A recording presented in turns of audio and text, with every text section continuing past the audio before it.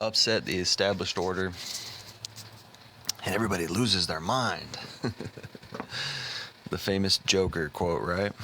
Or I don't know how famous that is, but it probably should be more famous, but it's true. It's very true. I agree with a lot of what the Joker was talking about in Batman the Dark Knight. He made a lot of sense. He just made a lot of sense. He understood society. He understood people. Of course, how he reacted to it was wrong. His solutions were wrong. His insanity and his subsequent, psychosis or psychoactive behavior or whatever was obviously wrong. That's not the best solution. I'm not saying it's even a good solution. It's very evil, but if you upset the established order, there is an established order, and I believe it goes far back. It's satanic, and I believe in all that Mason stuff. I think it's a system, just like the movie The Matrix. It's a system that is put in place, running on a sequence, running on a system of actual, brainwashing, actual propaganda from the time we're born, through movies, through pop culture, through books, through entertainment, through these mediums that convey a certain way of thinking to us, convey a certain way of behavior, which is essentially brainwashing. And you'll find out when you get red pilled, when you start to implement these truths into your everyday conversations, people will fight against you. And there's no basis for this fighting against you. Their basis is that you are different than them. You think differently than them. You are outside of the box. And they hate it because they're so, it's crazy to me because I think it's just how you're born.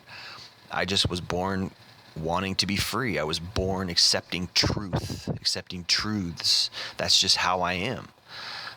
I can imagine there are people who are born wanting to conform. There are people who are born wanting to become part of the Matrix. They don't want to leave the Matrix.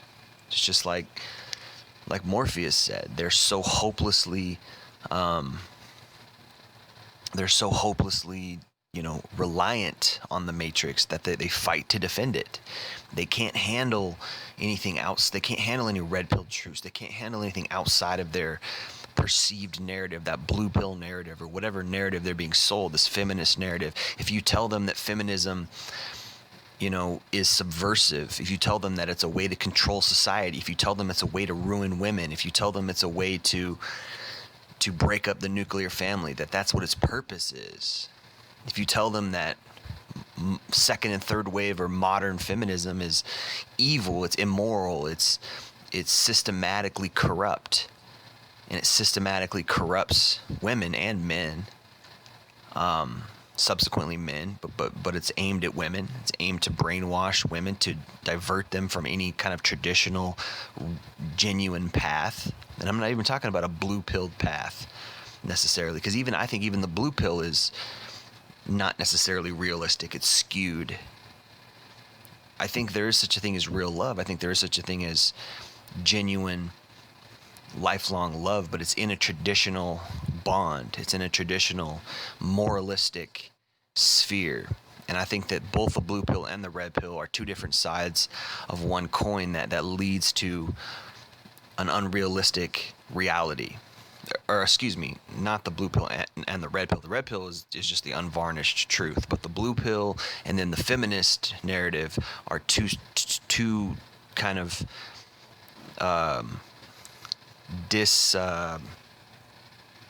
dismembering ideologies that dissuade people from the real path. Okay, because the blue pill is obviously not true. I mean, you're not going to go out and find true love right away. It just doesn't happen. But why doesn't it happen? Well, because of this feminist thing. But even true love itself might not be the necessarily, necessarily the truth, right? It might not necessarily be the way things are. It might be that, yes, we can find love. Yes, we can find lifelong love. Yes, we can find morality. Yes, we can find a moral high ground or a moral plateau in this valley of evil, in this valley of immorality and things like that. We can find that, but it has to be within the traditional sphere. And what I mean by the traditional sphere is a moral sphere, is a sphere of holding God in honor, holding God as the head, holding, the proper marriage values, the proper, the proper values. If you lose that, then the blue pill doesn't matter, the feminist pill doesn't matter, right? If you lose, or not the feminist pill, but the blue pill doesn't matter, the red pill doesn't matter, the feminist pill is all there is. And then what do you really need? Well, you really do need the red pill to remove you from the matrix. That's what plugging out of the matrix is. We're not all Neo. There is no Neo. If anyone's Neo, it's Christ, it's Jesus. I think that the whole Matrix series is a play on, is an adaptation of the Bible, is a sort of weird kind of novel take, an adaptation of the Bible, being freed. If the Son sets you free, you'll be free indeed, right?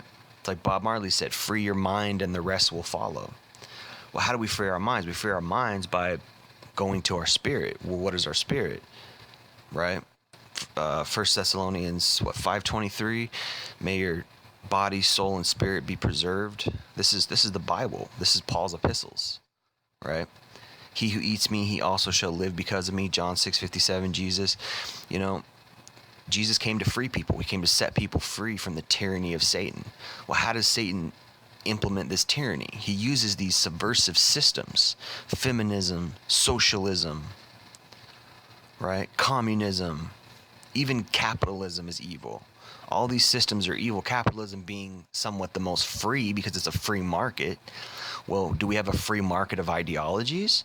This is where there's a fight, right? There's been a fight in the East, Russia and China, communism, right? They've been controlled, right? There's no such thing as freedom to the people because the government is in control, and that's obvious, because if you go against the government, they'll kill you, and they killed millions. They killed millions in the last century who went against communism, who wanted a free market. And they just murdered them until they exerted absolute control.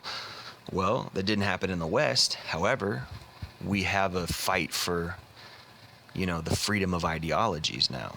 So if you go out and you try to red pill people, you try to talk about, feminism is evil. Divorce doubled from 1969 to 1979, and it's a statistical fact that divorce causes crime because children from broken homes are statistically more likely to have deviant behavior when they get old enough in their teen years, in their 20s. Prisons are 90% full of people who came from broken homes. These are all statistics.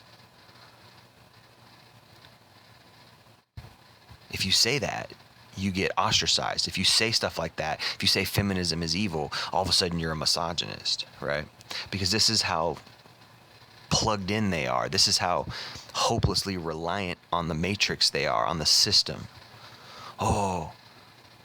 Can't say anything bad about feminism. Why? Because feminism gives you benefits. It gives you leverage. So if you're a female, feminism is very good to you.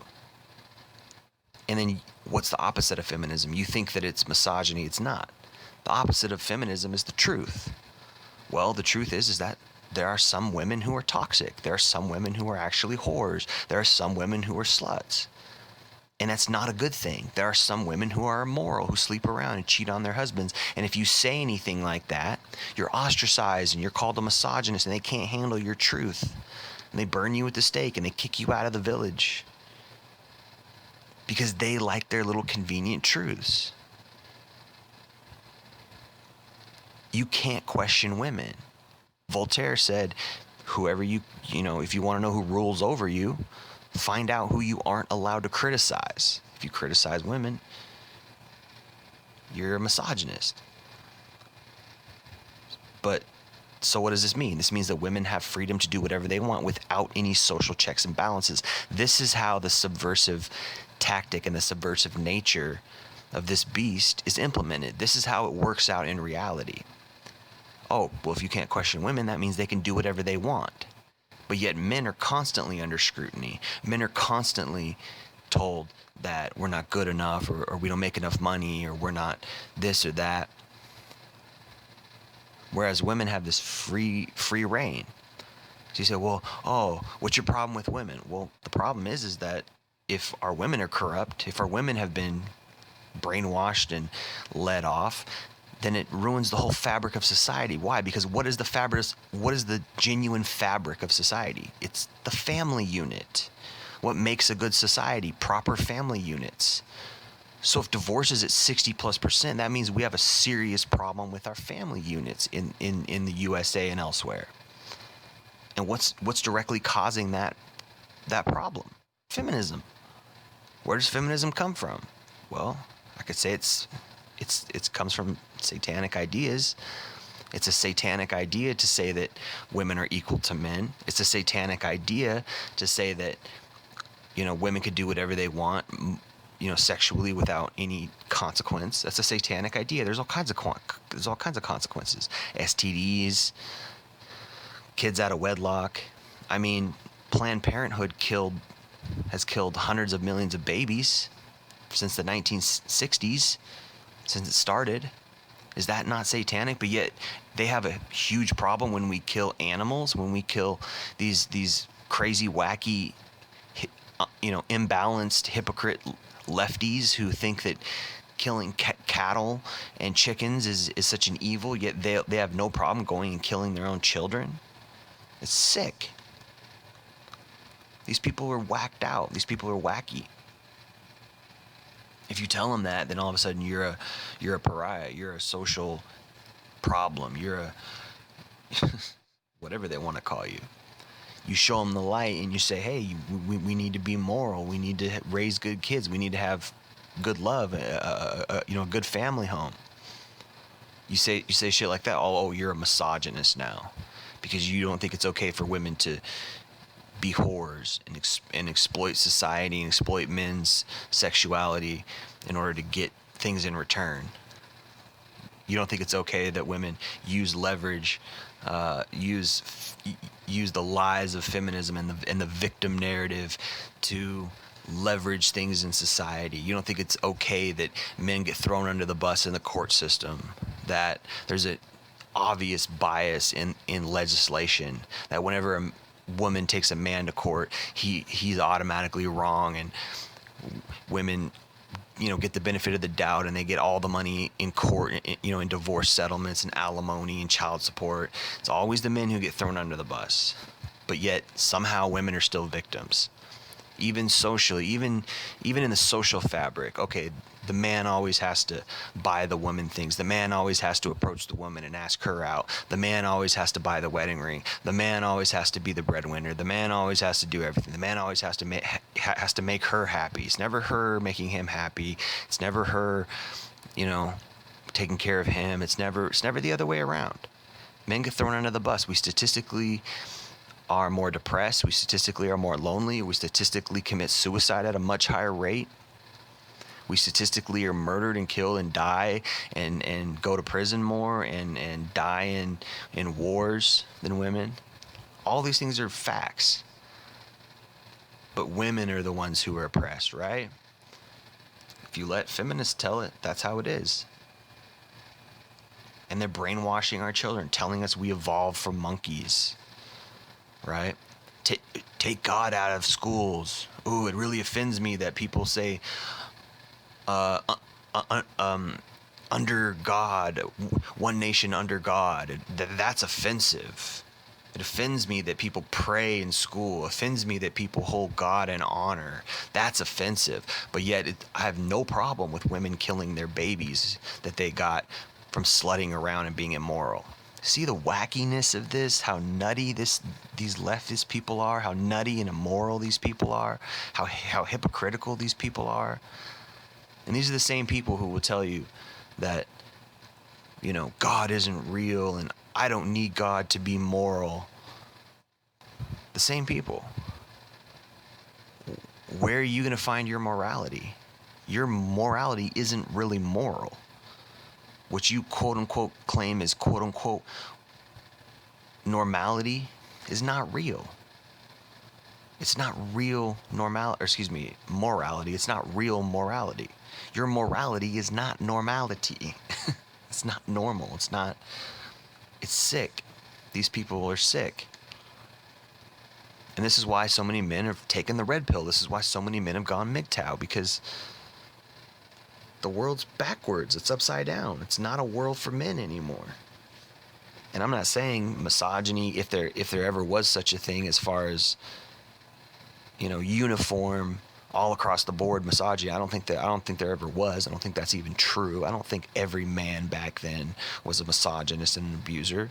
I think that it was a lot more common than it is today, and it changed. First wave feminism took care of that, and I'm all for that. Women should have the right to vote. That's fine. Women should have equality. They should have equal opportunity. That's fine. But when you twist it into second and third wave feminism, when it's okay for women to go sleep around, it's okay for women to leave their husbands, you take God out of the picture. You take the Bible out of the picture. That's systematic, subversive immorality. And I think it's satanic. I think this is what Satan's doing in our society. These things are in the Bible. The Bible says don't be moral. The Bible says marry. The Bible says don't fornicate, don't sleep around, because it's bad for you. It's not healthy. You get STDs, you get unwanted children, you get broken hearts. And then what happens? You don't know how to pair bond. You don't know how to love anyone anymore. Sure, it's pleasurable for a little while. And yet, and what have women done? They've systematically used it to exploit. They've exploited men financially through it. They use sex as leverage to get what they want. Men buy them things. Men pay their rent. Men buy them dinner. Men buy them drinks. Men buy them. Look at the diamond industry. You know how they get those diamonds? You ever seen that movie Blood Diamond? That's how they get those diamonds, and that's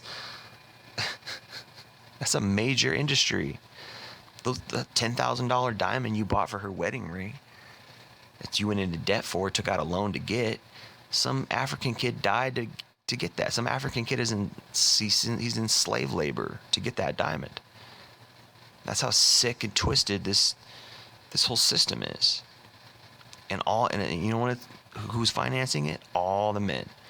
It's financed on the backs of all the men and all their careers and all this stuff. And then how do women repay us? They don't respect us. How do they repay us? They get a divorce and they take half our shit. This is why men are opting out. This is why men are jumping ship. They're getting out of the system. They're getting out of the matrix. They're taking the red pill. Why should I work my whole life just to get some slut who's used up by the time I get her? And then what's she going to do in 2 or 3 years, in 4 years? She's going to get bored of me. And she's going to want a divorce, irreconcilable differences or whatever. When really she just wants to go fuck some other guys. And then she's going to try to take half my money? That's a scam. That's the definition of a scam. Right? But then if you say these things in any kind of group or social settings, you're all of a sudden a misogynist. You're all of a sudden a pariah. And you get kicked out and you get booted out. Who's this guy? He's a hater. He's filled with hate. He's trying to cause problems and he's trying to make people angry. And people should be angry. That's the truth. They should be angry about the truth. They should try to change things. Angry enough to change.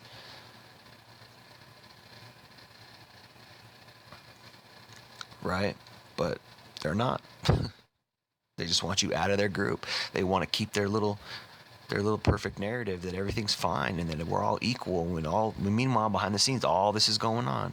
There's no equality. There's no honor amongst thieves. There's no honor here. There's no normal society. It's all immoral. It's all messed up. All our women are being misled. They're being screwed up. They're being ruined by feminism. And the children suffer, and there's a lot of lonely men out there who sure would like a good woman, but no one's raising them right. The parents are failed. A whole half of a generation. The whole Generation X is pretty much comes from divorce. Generation X and millennials, we all come from divorce. We all come from separated parents. Can't tell you how many kids I grew up with who came from single parent homes. It was actually kind of rare for the kids, for my friends at school to have both parents at home loving each other, normal parents. It's rare. It's a messed up world we live in, boys. That's all I gotta say. Jay Lee, Northwest Podcast.